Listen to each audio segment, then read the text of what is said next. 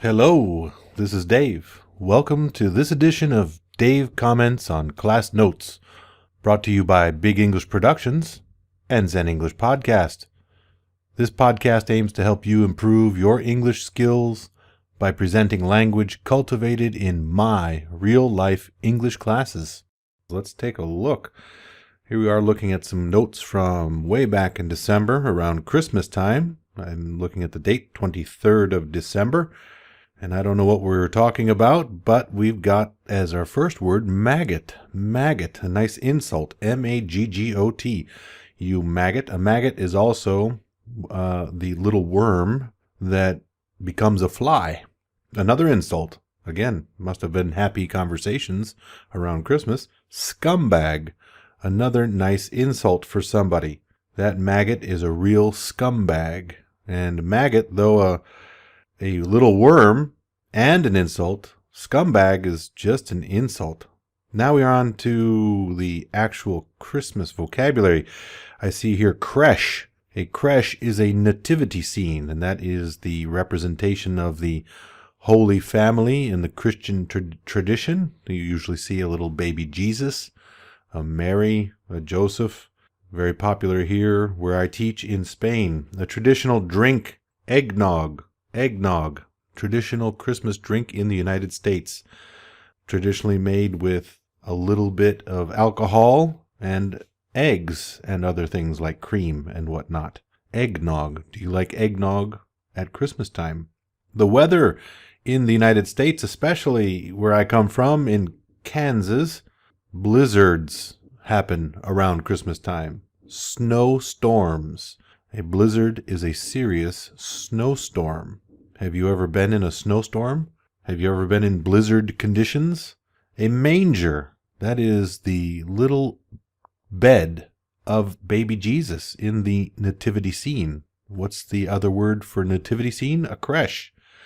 Baby Jesus was born in Bethlehem, and the tradition says that he was born in a stable where animals live. And, of course, if we're talking about Christmas, you can't avoid talking about whether you were naughty or nice. Were you good or bad? If you were bad, you were naughty. If you were good, you were nice. And we know that the traditional Santa Claus is checking his list to see who gets gifts around Christmas time. And if you were naughty, you don't get anything, or you might get a lump of coal. A poinsettia is a traditional Christmas plant. Poinsettia. That is that red leaf plant. Sometimes they're white. And continuing on to page 2 of our notes from that class, the word succinct. It's very important that when you get especially to your higher levels of abilities in speaking a foreign language, that you are succinct in how you express yourself. That means to the point, concise, precise, using just the right amount of words to express the idea efficiently and clearly.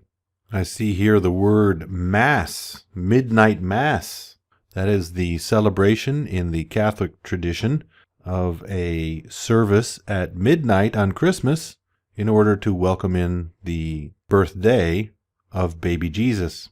And lastly, of course, we've got the word excited. Excited. Now, where I teach here in Spain, sometimes the question comes up, the word excited, does it have any sexual connotation? Well, it can. You can talk about someone who is aroused sexually. They are sexually excited. But usually excited is the happy feeling like when you are anticipating the coming of Santa Claus and you're a child. So you feel excited. That's that nervous energy, that happiness.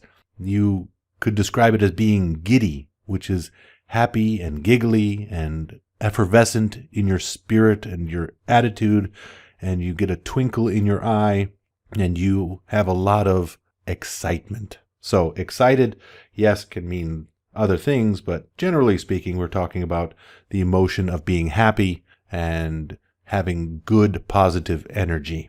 So this has been our edition of Dave talking about class notes, some reinforcement of vocabulary, perhaps some introduction of new language for you. I hope it helps.